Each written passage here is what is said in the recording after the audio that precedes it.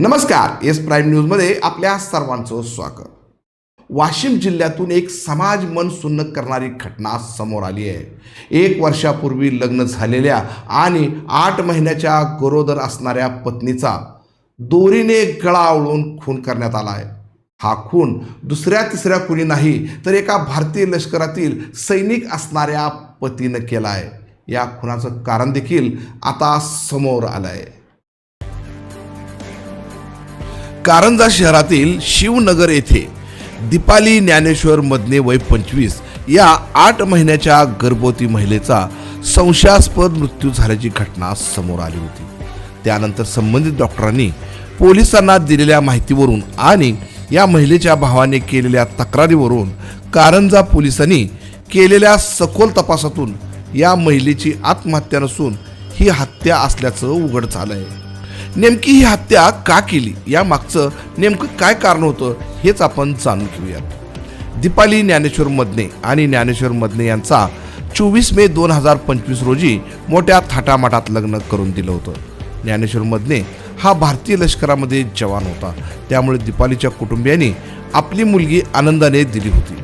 पण त्यांनी केवळ भारतीय सैनिक असल्याने त्याचं कोणतंही पर्सनल लाईफ तपासलं नव्हतं। त्यांनी त्याच्यावर विश्वास ठेवून आपली मुलगी दिली होती आणि इथेच या कुटुंबाची चूक झाली। लग्नाच्या सुरुवातीला 2-3 महिने अगदी सुखात आनंदात गेले, मात्र याच ज्ञानेश्वर मदने याचे विवाहबाह्य संबंध असल्याचे दीपालीला समजले। ज्ञानेश्वर मदने हा दररोज रात्री उशिरापर्यंत मोबाईलवर चॅटिंग करताना तिला दिसत होता, तर मोबाईलवर अनेक व्हिडिओ कॉल देखील आल्याचं तिनं पाहिलं होतं आणि यातूनच दोघांमध्ये वादाला सुरुवात झाली। सुरुवातीला हे वाद थोडक्यात मिटायचे, पण ते हळूहळू वाढत गेले। अशातच दीपाली गरोदर राहिल्याने तिचे आई वडील आणि भावाने कारंजाला येऊन हा वाद मिटवला।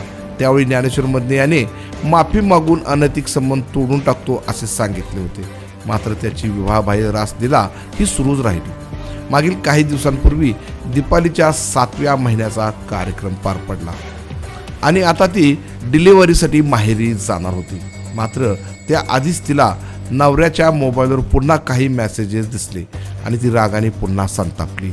यातून दोघांत भांडण झालं। या भांडणाला पती ज्ञानेश्वर मदने सहन करू शकला नाही आणि त्याने थेट दोरीने गळा आवळून तिचा शेवट केला। वास्तविक हा प्रकार त्याच्या आई वडिलांना म्हणजे सासू सासऱ्यांना माहीत होता, मात्र सगळ्यांनी तिच्या मृत्यूला आत्महत्येचा बनाव केला। दीपालीचा मृतदेह कारंजा शासकीय रुग्णालयात उपचारासाठी म्हणून त्याने आणला, पण डॉक्टरांनी तपासून त्याला मृत घोषित केले।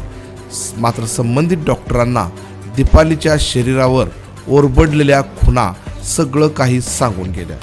या डॉक्टरांनी लगेच याबाबतची पोलिसांना खबर दिली। कारंजा पोलिसांनी लगेच आई वडिलांचे आणि पती ज्ञानेश्वर मदने यांची जबाब नोंदवली आणि याच जबाबामध्ये त्यांना विसंगती आढळली आणि लगेच सैनिक असणाऱ्या पतीला त्यांनी ताब्यात घेत सखोल चौकशी केली। पोलिसांनी त्याला पोलिसी खाक्या दाखवताच दीपालीचा दोरीने गळा आवळून खून केल्याचं कबूल केलं। खरं तर एका डॉक्टरच्या अभ्यासातून आणि पोलिसांना योग्य वेळी खबर दिल्याने हा खुनाचा प्रकार उघडकीस आला, नाहीतर हा मृत्यू एक आत्महत्या ठरू शकत होता।